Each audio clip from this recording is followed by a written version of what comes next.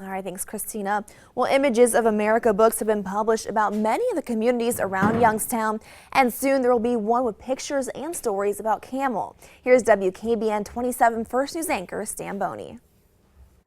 I'm standing in front of the old Sheet and Tube Company homes on Robinson Road in Campbell because we're going to be talking about a new book that's going to be coming out August 22nd, detailing the history of Campbell. It's written by Joe Pavlansky, who's also a Campbell police officer, and Joe joins us here to talk about the book. Joe, how did you ever come up with the idea of a history book on Campbell?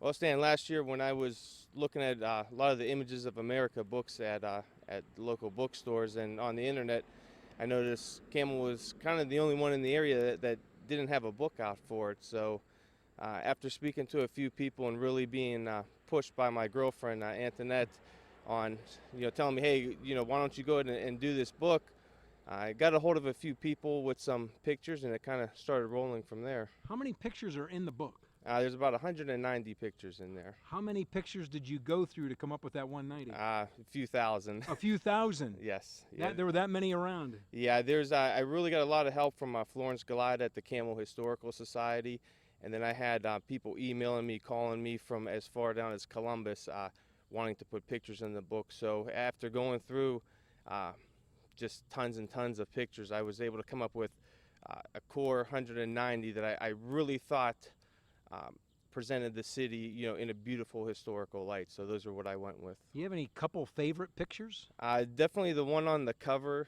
is probably one of my favorite ones, and any one of the steel mills in there, because anybody that looks down by the Mahoning River in Campbell now will see that the old Sheet and Tube's not there. So anytime I get a chance to see some old Sheet and Tube pictures, those always end up being my favorite. A lot of the pictures in the book are of places that are no longer here, probably, aren't they? Correct. Yeah, there's a lot of the buildings aren't even standing anymore. They've been demolished over the years, or they've fallen on their own. In fact, I think there's only a few pictures in there, one or two, that are historical pictures that are still standing in the city. All right, Joe, thanks very much. Joe Pavlansky, the author of the new Images of America book on Campbell. Once again, it will be released on August the 22nd. In Campbell, Stan Boney, WKBN 27 First News.